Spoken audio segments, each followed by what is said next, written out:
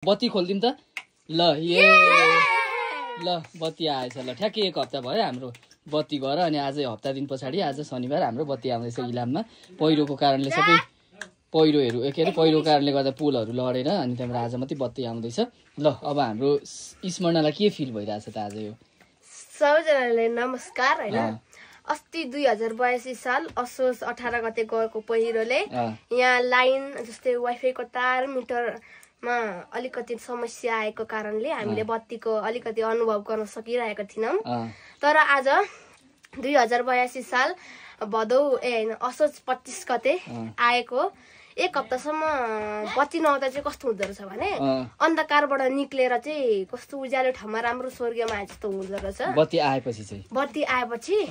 अब नहुँदा चाहिँ सबै कुरा नभए जस्तो क्या त्यो खुसियाली भए पनि बत्ती चाहिँ हुनै पर्दो रहेछ भने अनुभव गरे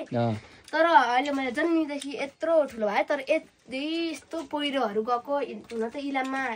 अरू बेला कहिले त्यस्तो हुँदैन थियो अरूतिर पहिरो गएको मात्र सुनिन्थ्यो तर आज आफ्नै ठाउँमा यस्तो हुँदा चाहिँ नराम्रो फिल हुँदो रहेछ भन्ने चाहिँ मैले अनुभव गरेको छु तर त्यो नराम्रो फिल चाहिँ आजको बत्ती आएको कारणले एकदम